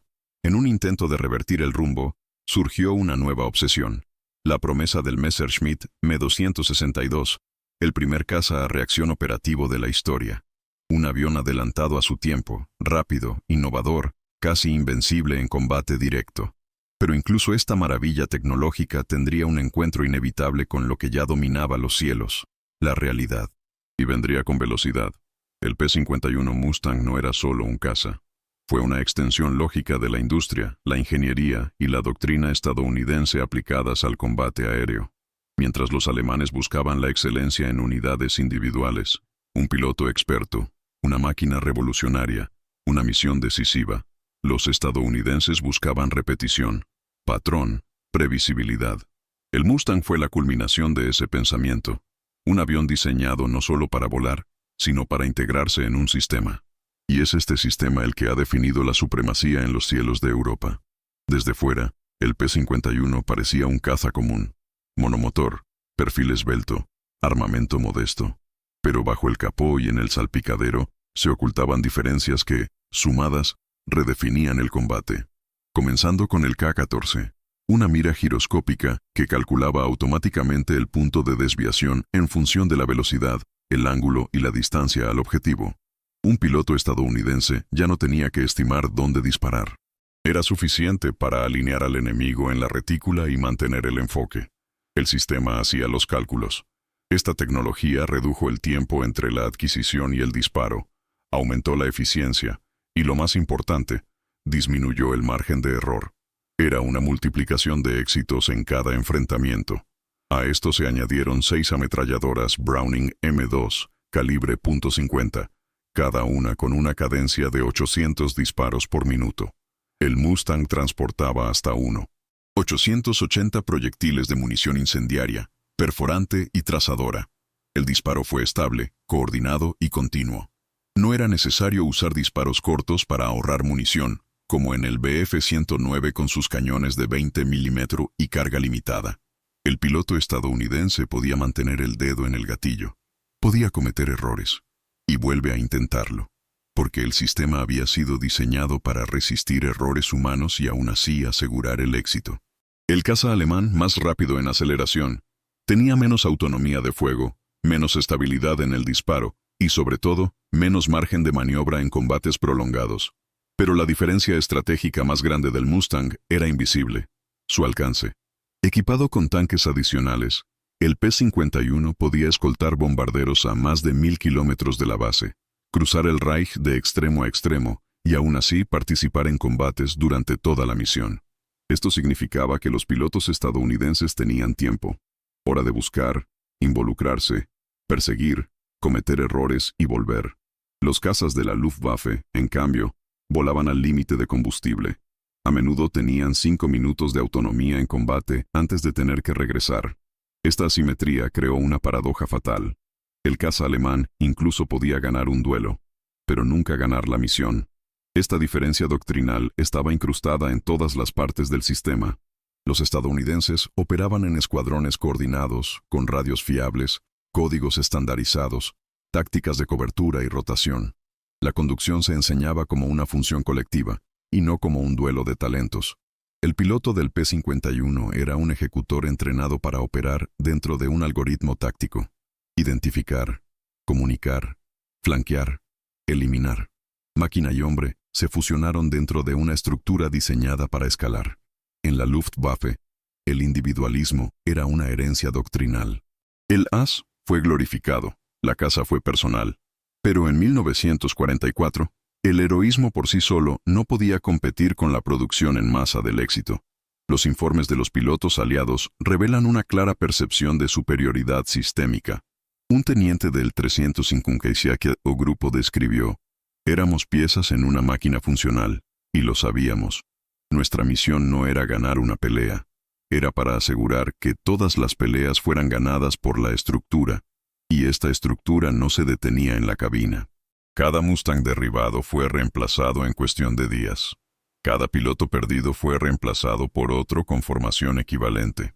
Había repuestos, instrucciones estandarizadas, manuales técnicos, herramientas y mantenimiento de campo. Fue una guerra transformada en una cadena de montaje. El piloto alemán, en cambio, siempre estaba al filo de la navaja. Su avión era insustituible, su armamento limitado, su tiempo corto. Necesitaba ganar a la primera. No había margen de error. Y esto generó tensión, vacilaciones, colapso. En términos psicológicos, era el escenario contrario. El americano sabía que podía volver a casa. El alemán volaba con la certeza de que el cielo era un juego de todo o nada. E incluso en las raras ocasiones en que el Bf-109 o el FW-190 tenían ventaja en rendimiento, cuesta arriba, en curvas cerradas o en potencia, el Mustang lo compensaba con autonomía, cobertura y sustitución. Era una guerra de tiempos, y el reloj estaba en manos de los aliados. Este enfoque sistémico se reflejaba incluso en los informes posteriores a la misión. Cada combate fue registrado, analizado y reconstituido. Los datos generaban instrucciones revisadas, tácticas ajustadas, mejoras en el equipo. La guerra estadounidense fue alimentada por inteligencia operativa. La Luftwaffe, en cambio, cada vez más desorganizada, aislada y sujeta a decisiones políticas, operaba sobre la marcha. El resultado era inevitable. Y cuando los Mustangs comenzaron a operar con total libertad en los cielos, la brecha entre ambas fuerzas se hizo clara. Un grupo de P-51 podía barrer un aeródromo, enfrentarse a patrullas en retirada, apoyar a los bombarderos y regresar sano y salvo. Todo esto en un solo vuelo. Era el efecto multiplicador de un arma diseñada no solo para ser letal, sino para durar. La superioridad del Mustang no estaba solo en su ingeniería, estaba en su integración. Fue el producto final de una cadena que comenzó con datos y terminó con el dominio aéreo. Por eso, para muchos historiadores, la victoria aérea en Europa no se logró en el cielo. Se logró desde cero, en la fábrica y en doctrina. La Luftwaffe perdió la guerra en un momento en que subestimó la capacidad del enemigo para convertir la logística en letalidad. Pero mientras los P-51 surcaban los cielos, algo nuevo apareció en el horizonte. Un avión demasiado rápido para interceptar, con líneas futuristas y un motor turboalimentado. El Messerschmitt M262 estaba a punto de despegar, y la pregunta era inevitable. ¿Podría esta nueva máquina cambiar el rumbo? ¿O sería demasiado tarde? En las primeras horas del 6 de junio de 1944, más de 5.000 barcos y unos 156.000 soldados aliados cruzaron el Canal de la Mancha hacia las playas de Normandía. Fue la mayor operación anfibia de la historia militar. Pero algo sorprendente flotaba sobre ese coloso en movimiento. El silencio. El silencio del cielo. Los radares aliados que antes pulsaban frenéticamente ante cada movimiento de la Luftwaffe, ahora mostraban una calma casi artificial. No fue casualidad. Fue un resultado. El resultado de meses de destrucción metódica, cacerías aéreas continuas y planificación logística que habían convertido a los cazadores en objetivos y a los objetivos en amos del cielo. El día de, solo se registraron 2 cazas alemanes sobre las playas en las primeras horas de los desembarcos. 2. El mayor Joseph Priller y su compañero de ala, Heinz Wodarczyk, despegaron de una base cerca de Lille en su Focke-Wulf 190. Al avistar la flota invasora, se lanzaron a un ataque desesperado, disparando salvas sobre Sword Beach antes de retirarse bajo fuego antiaéreo. Fue un gesto solitario, casi simbólico, que se convirtió en leyenda más por su absurdo que por su eficacia. En la práctica representaba el último aliento de la Fuerza Aérea Alemana en un teatro que ya no la reconocía como una amenaza. Por parte de los aliados, la historia era diferente. Miles de P-51 Mustang, P-47 Thunderbolt y Spitfire observaban el cielo en 3 turnos rotativos. Cada 15 minutos, nuevas formaciones tomaban el control del aire, asegurando que ningún bombardero aliado fuera interrumpido, ningún convoy atacado ni tropas disparadas desde arriba. Era un escudo invisible pero decisivo. El dominio aéreo se había vuelto tan completo que ya no se notaba. Y fue esta ausencia de resistencia la que permitió que el desembarco se expandiera con seguridad, mantener puentes y convoyes avanzar. La victoria en el suelo comenzó en el silencio del cielo. La Luftwaffe, antes sinónimo de Blitzkrieg, ya no existía como una fuerza ofensiva coherente. En parte porque perdió a sus pilotos más experimentados, en parte porque no tiene combustible, pero principalmente porque había perdido el ritmo de la guerra. Sus restos operaban en pequeños núcleos descoordinados, con aviones dispersos y mantenidos apresuradamente. Los aeropuertos estaban bajo vigilancia constante por parte de cazas aliados. Despegar era sinónimo de ser detectado, y ser detectado casi siempre era ser derribado. La ironía de esta historia es que la solución al colapso estaba ahí, ante los ojos del alto mando nazi, desde 1943. Era visible en los informes de pérdidas, en las cartas de los pilotos, en los ruidos de los motores que ya no regresaban. Pero fue ignorado, subestimado, sustituido por una fe ciega en armas milagrosas o giros tácticos improbables. Si disfrutas desentrañando estos hechos y entendiendo cómo se ganó la guerra antes incluso de que se librara sobre el terreno, muestra tu apoyo. Dale like y suscríbete para que podamos seguir reconstruyendo los engranajes invisibles que moldearon el destino del mundo. El día D fue, ante todo, una demostración de supremacía aérea. Los barcos no fueron bombardeados. Las playas no fueron ametralladas desde arriba. Los cielos de Normandía ese día pertenecían completamente a una fuerza que había conquistado cada milla de espacio con sudor, planificación y escala. Y mientras los generales aliados comandaban la invasión, en las radios de los Mustangs patrullando, resonaba una nueva orden: seguir cazando. Porque incluso con la victoria inminente, el enemigo aún tenía una última carta. Un avión a reacción que prometía cambiar el rumbo. Y estaba listo para despegar. En las páginas amarillentas de diarios olvidados y en las voces amortiguadas de entrevistas décadas después, surge un retrato que nunca apareció en los comunicados oficiales del Reich. El retrato del miedo. Veteranos pilotos alemanes, hombres que cruzaron los cielos de Europa en 1940 con la confianza de quienes dominaban el aire, ahora escribían con manos temblorosas la realidad a la que se enfrentaban en 1944. Uno de ellos, el Oberleutnant Kurt Bühligen, con 112 victorias confirmadas, describió: el aire estaba lleno de ellas. Antes éramos cazadores. Ahora éramos objetivos móviles. La primera aparición de los Mustangs no solo frustró maniobras, rompió la ilusión de superioridad técnica que la Luftwaffe había cultivado durante años. De un momento a otro, los cielos que pertenecían al imperio se volvieron territorio hostil, controlados por hombres que volaban más lejos, más largos, en máquinas más fiables, armados hasta los dientes. Las cartas revelan más que datos, revelan un abismo emocional. Un piloto superficial, Franz Keller, escribió a su hermana en marzo de 1944. Ayer vi a 3 de nuestros novatos derribados antes incluso de que se enfrentaran al enemigo. Estuvieron en el aire menos de 5 minutos. Los estadounidenses llegaron como sombras. No hubo combate, solo la muerte. Este sentimiento, repetido en varios testimonios, revela la transición del desprecio al respeto y, finalmente, al terror.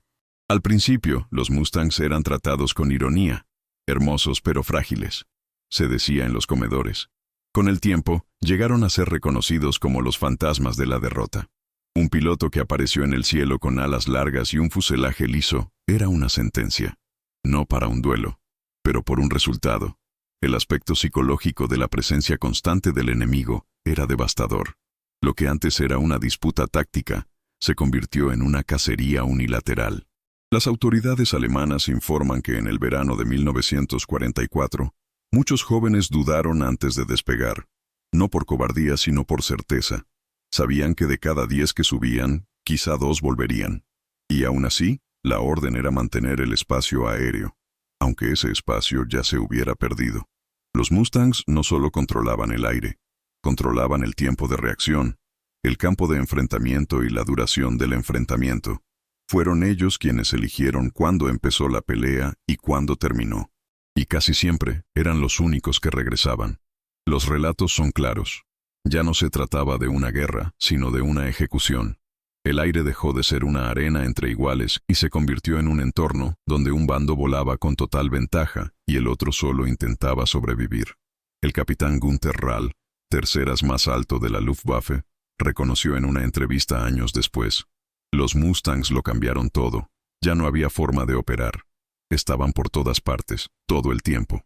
La moral no ha caído, ha sido arrancada. El respeto reemplazó a la arrogancia, pero ya era demasiado tarde. Aún más mordaz fue la forma en que los pilotos alemanes empezaron a referirse a los Mustangs en informes internos. Dejaron de ser planos enemigos y comenzaron a llamarse Los Ángeles de la Muerte. Un apodo que, para la publicidad, nunca existió. Pero para quienes estaban en antena, era más que real. Era una presencia constante. Era saber que, incluso cuando regresabas de una misión, podías ser derribado en los últimos minutos por un caza solitario que emergía de una nube, silencioso, letal, implacable. Este terror marcó la última fase de la guerra aérea en Europa. La Luftwaffe seguía teniendo aviones. Aún así, fabricaba nuevos modelos. Seguía entrenando reclutas. Pero la verdad es que la lucha ya no existía en términos simétricos. Las estadísticas lo confirman. En marzo de 1944, por cada caza estadounidense derribado, 3 alemanes no regresaban. En mayo, la proporción alcanzó 5-1. Y eso sin contar a quienes ni siquiera pudieron despegar. Fue una guerra numérica, pero también moral. Una guerra en la que el peso de la derrota ya pendía incluso antes de la primera explosión.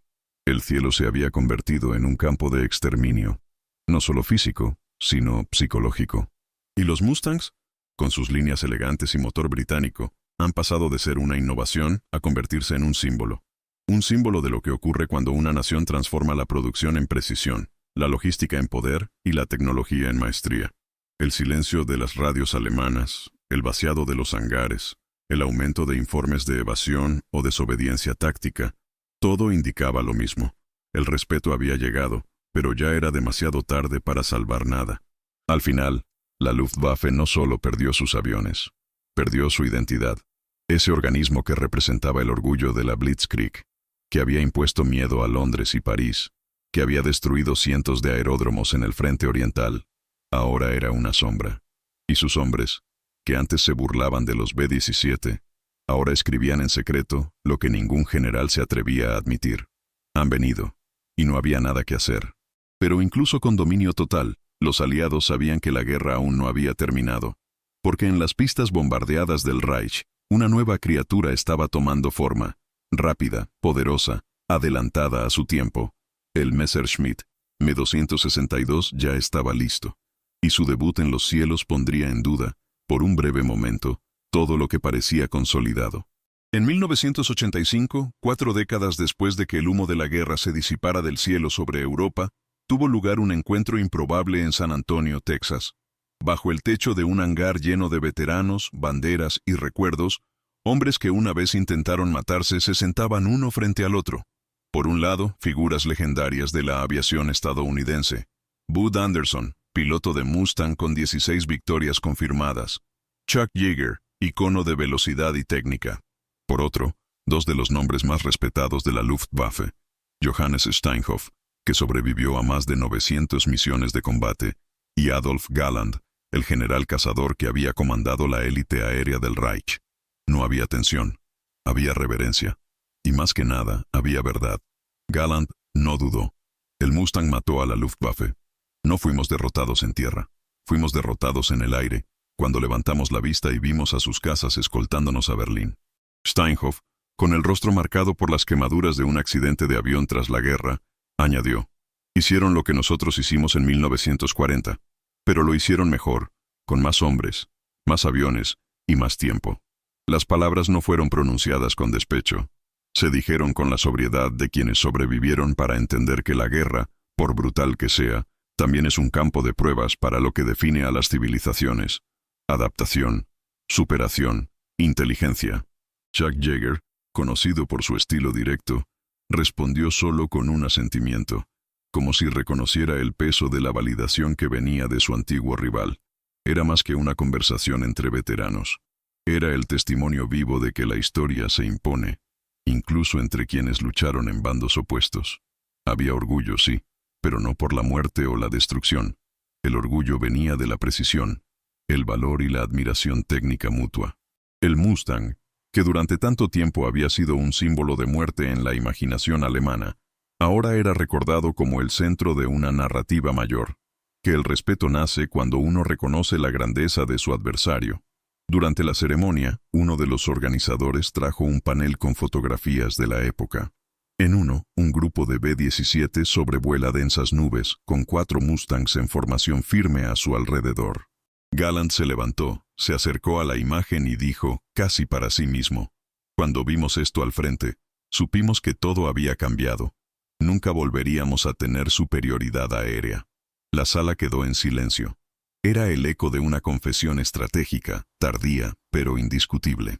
Steinhoff, mirando al mismo panel, añadió: nuestro error fue creer que estaban atrapados en la doctrina, pero tenían algo más poderoso: la producción. Y con la producción llegaron nuevos pilotos, nuevas tácticas y, en última instancia, dominio total. Este intercambio no solo fue simbólico, fue histórico.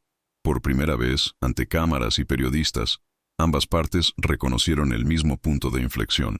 No en Stalingrado, no en Normandía, sino en los cielos entre Schweinfurt y Berlín.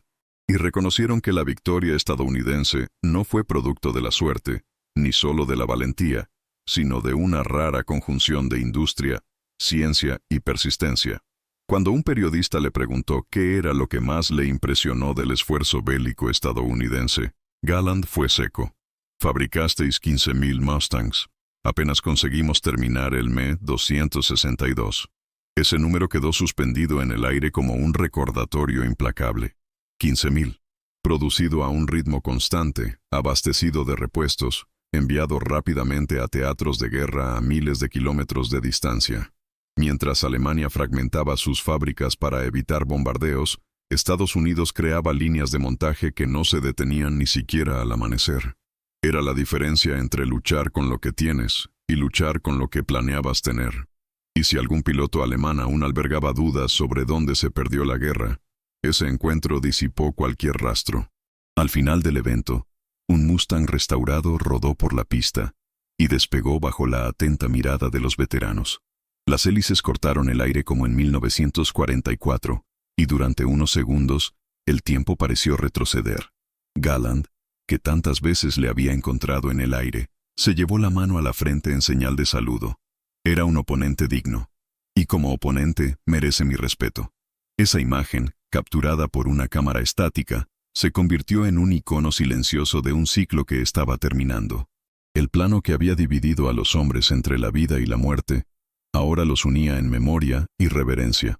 Pero la reunión de 1985 no fue el único legado de esa guerra librada en los cielos, porque incluso con todos los homenajes y reconocimientos, seguía quedando una pregunta incómoda, no completamente respondida en ese hangar. ¿Cómo pudo un imperio aéreo como la Luftwaffe, tan temido en 1940, colapsar tan rápido en 1944? La respuesta, como veremos más adelante, residía en el número mismo de Minutesecund, la máquina que lo sostenía, y en las decisiones que sellaron su destino mucho antes de que despegara el primer Mustang. El Mustang no era solo una máquina de guerra, era un mensaje que cruzó océanos, rasgó nubes enemigas, y llegó al corazón de una época marcada por extremos. Por un lado, el culto a la técnica, centralizado, jerárquico, doctrinal. Por otro, la producción en masa combinada con libertad, adaptabilidad e inteligencia colectiva. Cuando el P-51 apareció en los cielos de Europa, aportó más que velocidad y alcance. Trajo un nuevo concepto de combate, el caza estratégico, un avión que no solo protegía, sino que decidía. Su autonomía cambió el mapa, su cadencia de fuego cambió la estadística, y su fiabilidad cambió la moral. Los ingenieros estadounidenses entendieron que, en lugar de buscar un caza perfecto en rendimiento, debían buscar un caza que fuera posible en escala y funcional en todos los frentes. El resultado fue un avión equilibrado en todo: combate, consumo, mantenimiento, producción. Y este equilibrio se ha convertido en doctrina. Décadas después, el mundo sigue volando bajo la sombra del Mustang. El F-86 Sabre que dominó los cielos en la Guerra de Corea El F-15 Eagle, que impuso la supremacía aérea en todas las guerras en las que participó, e incluso los modernos F-35 que vuelan hoy con inteligencia integrada y sistemas integrados, todos llevan el ADN estratégico heredado del P-51. No es casualidad que la mayoría de los cazas modernos prioricen autonomía, integración y producción modular. Estos son valores heredados de aquel momento en que la industria venció al mito y la ingeniería estadounidense aprendió a pensar no en términos de confrontaciones individuales, sino de sistemas logísticos. La verdadera victoria de Mustang fue esta: demostrar que la guerra moderna no la gana un genio solitario, sino sistemas en red. Pilotos bien entrenados, suministro continuo, armamento estandarizado, inteligencia táctica adaptable. Mientras la Luftwaffe luchaba por construir mejores aviones, Estados Unidos produjo suficientes aviones buenos como para dominar el tiempo y el espacio. La diferencia entre un caza alemán que volaba solo y 50 Mustangs, volando en formación con radio, escolta y combustible de repuesto era, al final, la diferencia entre la innovación solitaria y la eficiencia colectiva. La dictadura técnica fue superada por la democracia industrial. También hay una lección moral. El Mustang nació de una colaboración. Diseño americano, motor británico, propósito colectivo. A diferencia del ideal alemán de centralización rígida, Mustang representa el triunfo de sistemas abiertos y colaborativos. El propio proceso de desarrollo, rápido, iterativo, adaptable, simboliza el espíritu de una sociedad que valoraba la libertad de creación tanto como la eficiencia en la ejecución, donde un ingeniero podía sugerir cambios, donde los datos de combate se incorporaban casi en tiempo real. Los aviones evolucionaron junto con la guerra, y esta capacidad de adaptación fue, quizás, su arma más letal. El mundo observaba y aprendió. Los países que intentaron repetir el modelo Mustang no solo buscaron aviones similares, buscaron todo el sistema: entrenamiento estandarizado, cadena logística eficiente, interoperabilidad entre fuerzas. El caza moderno, tal y como lo conocemos hoy, es un heredero directo de ese diseño de aluminio que un día cruzó el Canal de la Mancha para cambiar el curso de una guerra. El P-51 enseñó que la potencia importa, pero la potencia distribuida, fiable y bien coordinada gana. Más que una herramienta de guerra, el Mustang se ha convertido en un símbolo, no de destrucción, sino de superación industrial. De cómo una democracia que inicialmente subestimó el desafío, se reorganizó, invirtió, corrigió su doctrina y respondió con algo que no podía ser derrotado en el aire, porque había sido construida para dominar no solo el combate, sino el flujo de la guerra.